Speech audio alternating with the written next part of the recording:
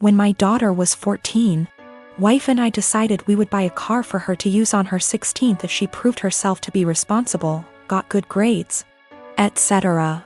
There would be a contract of sorts to ensure we were all on the same page. The stipulations were continuing good grades, good attitude, she could only bring one friend with her somewhere, to begin with. We had to know where she was, and the obvious too, don't drink and drive, and don't text and drive. We made it clear that we were buying the car, but it was for her to use. We got the car, a 2012 Honda Civic. She has a summer job right now, it's summer break so she's out doing stuff with her friends, etc. In a few months she will be off to college. Everything was going swimmingly. Until someone on that Nextdoor app started posting pictures and videos of bad drivers in the area. And lo and behold, my daughter was posted with her face down as she texted and rolled through a stop sign. Once with her face down in her phone at a stoplight. I was livid. My wife was the one who showed it to me. We found out there were more instances from her Instagram stories, and we decided, no. Wife and I up and sold the car. We didn't lose very much in the process, except of course our daughter completely came unraveled. It's so unfair, I didn't hurt anyone, everyone's doing it. How am I supposed to get to work? What about when I go to college? Well, we said no, it's not unfair, you hurt us by being a shitty, irresponsible driver. No, not everyone's doing it. You can walk, ride your bike, or take the bus, and as for college, you don't need the car to get to and from classes, and again, ride your bike or walk. She tried to play the how can you send your daughter to college without her safety in mind card, and I said well, now you're concerned about safety? And she just up and screamed. This has everyone in our life up in arms and divided. Her grandparents think we're being over the top and awful, that grounding her would have sufficed. They've threatened that they will buy her a car again if we try to send her to college without one. The car is already sold, so there's no going back. I think what we did was absolutely correct, that actions have consequences and we would be in the wrong to pull back from that. In terms of her going to college? Well, she made that choice. She had a car, it came with certain stipulations, she disobeyed us, and now she pays the price. My apartment complex didn't do traditional trick or treating on Halloween. Residents were advised to set out pre-packaged individual candy bags on their patios / front door areas if they wanted to participate, but the traditional knock on door, physically hand strangers candy was not permitted. So, Halloween comes and the kids are all dressed up and each building has a scheduled time where the kids go door to door. I ended up having to work late, so my neighbor offered to walk my kids around with hers at our building's scheduled time. About 45 minutes later my kids came home with a small bucket of candy. 6 little goodie bags each from individual apartments that participated, everything was fine. And my kids didn't say anything weird had happened.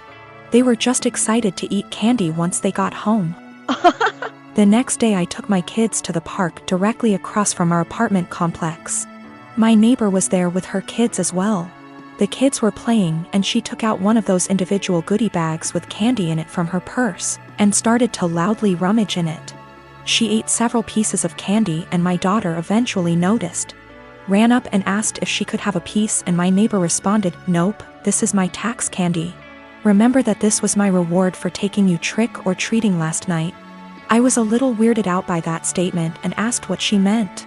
She said that since she is the one who had to take the kids out, she took 5 bags from each of my kids as a tax. Her son then chimes in and said, "You only took 2 bags from us." She responded with, "But I'm your mom. I was doing OP a favor so they get a higher candy tax." I was thinking about how to respond when I noticed that she was holding a Starburst candy and decided to just smile and nod and go back to watching my kids. I let her continue to finish off the bag of candy and then said, "Hey, aren't you vegan?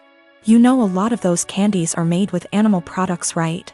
I explained what gelatin was and how a lot of those candies are made with it. She was horrified, Googles it and then told her kids that they were leaving. She said something about how she was going to be sick and stormed off.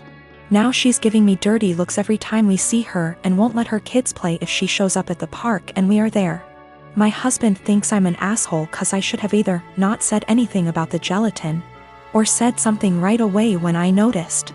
I don't think it's my job to tell a vegan what is and isn't vegan though, and she deserved it for stealing candy from little kids. When we got home from the park after the gelatin incident, I sat my kids down and asked why they didn't tell me that the neighbor took half of their candy. My oldest kid is 6 and my youngest kid is 4. 6-year-old explained that as they went door to door during their designated trick-or-treating time, she would have my 4-year-old grab 2 bags instead of 1 from each apartment for the majority of them. She explained it to my kids that they were grabbing extra bags for her to be handed over at the end as taxation. So either freaking way she was directly taking candy from my kids or taking candy from other kids through mine. As for the authenticity of her vegan sim, I may have exaggerated when I said super vegan when I first posted this. She claims to be vegan and is very in people's faces about the benefits, etc. It's 100% about the health side. She brags about veganism curing cancer, diabetes, even some mental health issues. I have never once heard her talk about the benefits for animals. She also sells herbal tea products, customized gym clothing, etc., so she totes a pretty big vegan lifestyle. If that makes sense. Now for the gelatin. She knows what gelatin is, she knows what it's made out of, she knows that there are obvious things that she can't eat. But she had no idea that a lot of candy specifically had gelatin apparently. When I told her that they had gelatin in it, she knew what gelatin was but Googled the candies to see if I was correct. I think she is either really dumb or she eats non-vegan stuff all the time when no one's watching, and had to pretend to be horrified about it at this point. 'Cause a lot of you guys have pointed out that you literally can't be vegan and not know these things. I'm not vegan, I'm not even freaking vegetarian, and I know these things. My daughter turns 11 in 6 weeks. She has been begging for a Nintendo Switch. Due to poor grades and overall bad attitude, we decided not to get a Switch.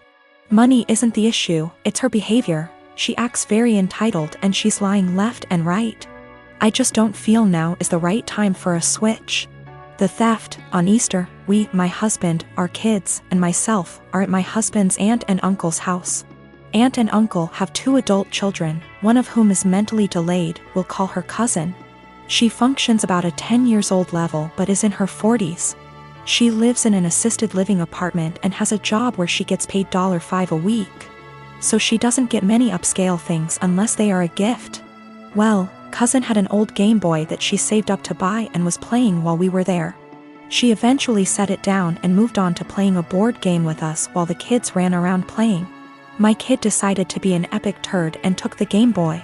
She snuck it out of aunt and uncle's by asking if she could go to our car to look for a book she had brought, and stashed it in the glove box. She proceeded to hide the fact that she had the Game Boy for several days, even after being asked where she last saw it. Her opening to come clean when aunt and uncle called and asked if we had seen where cousin might have left it. Due to cousin's challenges, she was utterly distraught over her missing Game Boy. It's one of the few forms of entertainment she has, and she worked hard to have it. I'm disappointed about the thievery, but I'm even more upset over my kid's attitude about being caught. I only found out about it because her sisters ratted her out. Even then she absolutely refused to tell me the truth and tried to pin it on her sisters. It wasn't until I sat there and thought about it that I knew she was lying to me. Once I told her I knew it had to be her because of XYZ did she finally confess. Her behavior only got worse from there. She refused to apologize when uncle and cousin came by to get the Game Boy, and had the balls to act like SHE was the one being wronged. I feel like I need to drop the hammer on her and send the message home that stealing is not okay. I think that purchasing the Switch, with my daughter's help from money she would earn by doing extra chores, and having her give it to cousin might be a good way to deliver that message while simultaneously giving cousin a nice upgrade to make amends. I mentioned this to a friend and they said this would be a move because birthday. I don't really think that matters, but the comment was enough to make me question myself. I do intend on giving my kiddo the opportunity to earn a Switch down the line, just not in such close proximity to this incident. Not sure how or when, since I have a SO to consult, but the opportunity will be provided in some way. Our therapist is of the opinion that my daughter largely has these issues because of the inconsistent co-parenting relationship her bio dad has with my husband and I. My husband and I are big on structure, boundaries, natural consequences, and following through. Her bio dad is the exact opposite of us. He and his family hardly ever tell her no to the things she wants, and give her a ridiculous amount of treats, toys, candy, etc., and this is causing her to be confused, to struggle with our expectations, and express herself negatively. I assure you, we have been addressing these behaviors for quite some time. Dan and I have been married for 3 years and 8 months ago welcomed our amazing son into the world. He was very planned and wanted, and motherhood had been transformative for me. I was able to take for 1/2 months maternity leave before going back to work. Without going into too many details, we both work white-collar jobs that require professional attire.